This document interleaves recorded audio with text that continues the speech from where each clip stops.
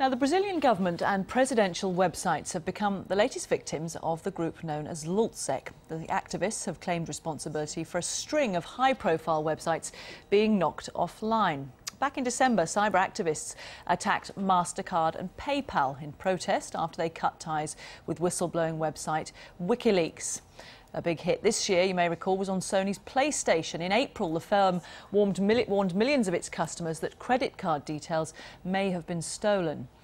Then just earlier this month, the US Senate's computer system was hacked and data from its internal servers published. And on Monday, the website of the Serious Organised Crime Agency was knocked out. So just what's going on? Well, a man who can tell us is our technology reporter, Daniel Emery.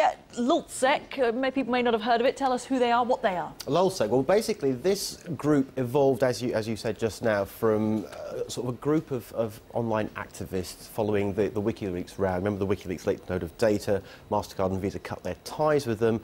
All these online protests went, right, we're going to get some revenge, if you will, and took out their sites. Since then, there's this splinter group's kind of evolved called LulzSec, who earlier this week said they were going to start what was called Operation Anti-Security, where they basically declared an online cyber war, if you will, against government websites and security agencies. They've hit, as you said, the Serious Crime Agency over here on Monday. They've hit the CIA, they've hit the US Senate. They're basically going for any and every government and security site they can and knocking them out. That kind of makes sense to people because you've got these authority figures that they're attacking. Why Brazil now? Simply, I think, because they can. I mean, this group is across the world. We don't know a huge amount in terms of who these people are. I mean, there's been some arrests in Spain and there was an arrest in Essex yesterday. But, you know, for obvious reasons, they don't tend to sort of broadcast who they are or what they do. But certainly they're global. So, you know, there are, from what we understand from the tweets that were out there, the Brazilian side of this group decided to go for those sites, organise what's called a denial of service attack, which is basically when a huge amount of data is piled onto a website and it simply can't cope. To think of an analogy, imagine you're holding a dinner party and normally you have one or two people come to your door. Imagine the whole of Wembley turned up. You'd just shut the door and think, right, no way I'm dealing with this. And so sort of on a virtual basis, that's what they've done. They swamp these sites, the sites fall over, and that's it.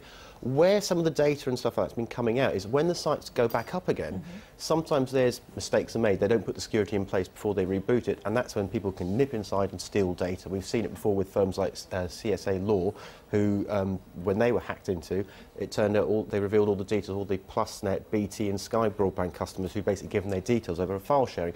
So this is when the vulnerabilities creep in, and this is when data comes out, it's when the sites are restored.